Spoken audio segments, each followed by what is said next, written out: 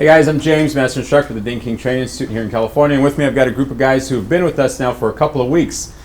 More importantly than that though, I've got two guys that are finishing up their class today. I've got Mario here, who just finished up a 5-week PDR course, and Mr. Scott King, who's finishing up 4 weeks of PDR. Say hi to the camera, guys. Hey. So Mario, you came through when you first started this, 5 weeks ago. You came through. You didn't really have any experience whatsoever, right? No. Tell us a little bit about that first, week coming into the class. What was your thoughts on it, and how has everything been since? Everything was new to me. Never worked on a car besides your regular oil changes and stuff like that. People were banging on the hoods, pushing the metal. It was a new experience, a whole different world, and I'm happy that I came aboard to this family. Good. Now, Scott, you have a background in body and collision. Yep. You've got a family body shop there, right? You do some body and collision and stuff. So you coming into this, you've seen PDR done before, Right.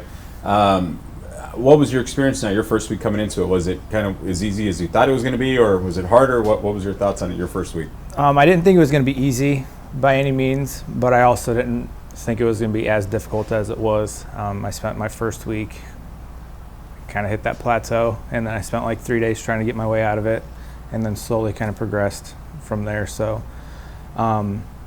being around it, I saw that it is difficult, but the fine-tuning of different things, I didn't really realize everything that went into it. So now you had an opportunity to come through, split up your training, come through for 2 weeks. We kind of talked in this briefly this morning about just kind of changing the direction or the goal with your plan, your business plan with this, right? Right. And you broke up that training. You decided to come back and actually really work on stuff that's going to be geared more towards the body shop and benefiting you and the body shop, and and the PDR, and incorporating the two. Right. Now, what are some of the things when you got home that first day after being here for 2 weeks? What are some of the things that you did? Like you got home, got your tools, and what'd you do? I started trying to tackle some bigger dents that I didn't really focus on here, more or less. The first time through, I was kind of focusing on the hail, I guess, the hail aspect, and then going home realizing that wasn't really beneficial for what I was doing at the time. So the bigger, more complex dents, I was trying to kind of fix. Screw it up here. Larger things that I guess I didn't really know where to start and where to end, I guess. So. Yeah. Where you should go, like that starting point Right. again is key, right? I mean, for you guys who are here, Cole, you've been here with us. This is what, your 10th week now? Ninth week. There's some situations where you're still dealing with dents that you're good once we put you on that track, but it's a matter, okay, where do I start, right?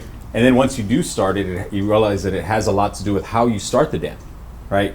People always say they have like that little phrase that it doesn't matter how you start life, it just matters where you end. With PDR, it does matter. It makes a big difference how you start those dents, right? Yeah. I mean, you two guys are both on your first week here. You guys have experienced that, starting your dents, and we were just talking about one.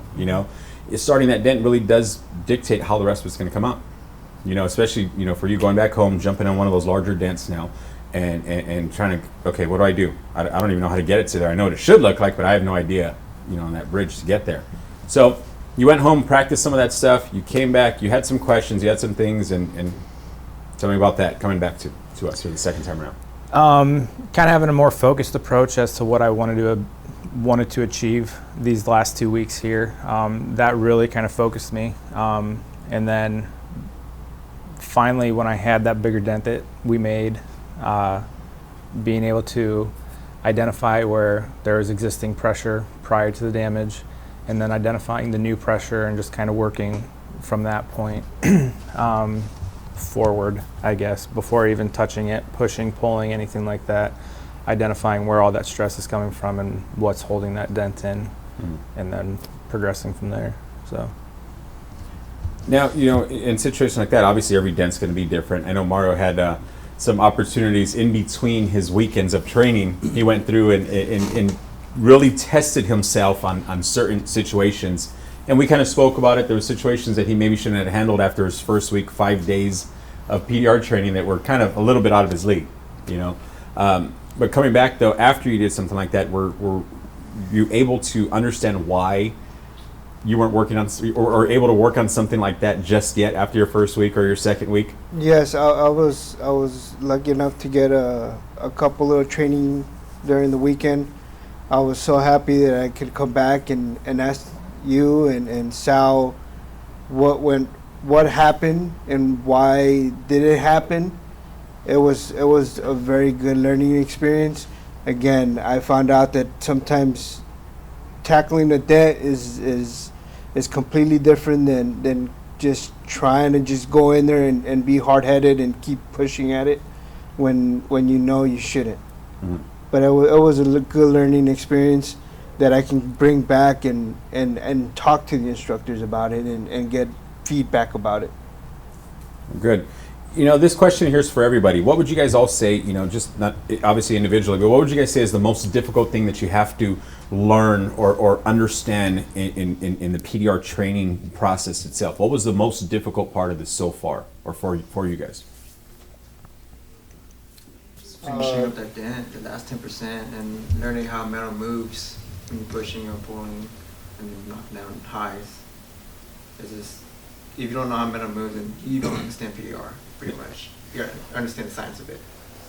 Also to understand how slow things progress from the start. Mm-hmm.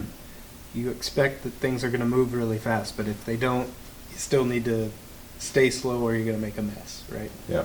Real life PDR isn't that 60-second Instagram clip, right? That's not real life. That's not real life PDR. It looks good. You know, it's awesome, real quick, sped up, and you know, but that's not the reality of it, Right. especially starting out, right? What would you say, Renato? What has been the most difficult part so far about the PDR training for I you? mean, learn the whole dent, what I got in the front of my eyes. Because sometimes you see things that actually was worse than we see it. Mm-hmm. And as soon as we put the PDR light on and we see the crowd around and we have to knock down before doing anything. So that was the most difficult thing for me to read what I had before we start.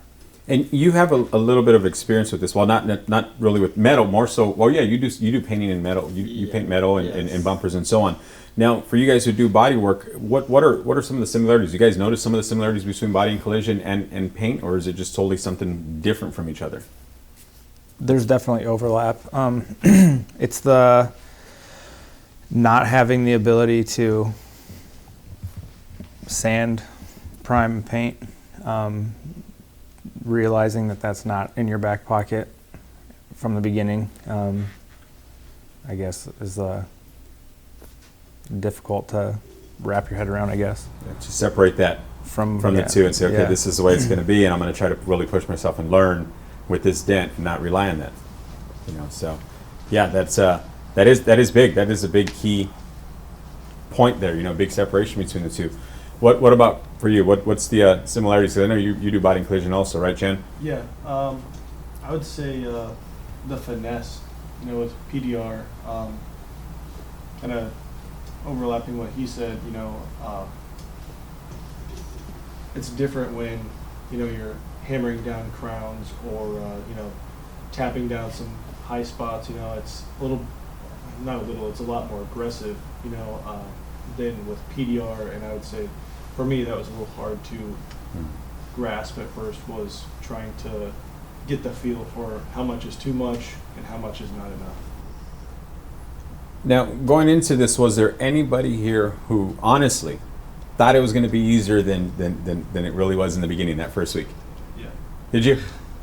Renato? Little bit. A little bit? Maybe a little easier. No. No? Why did you think it was going to be easier?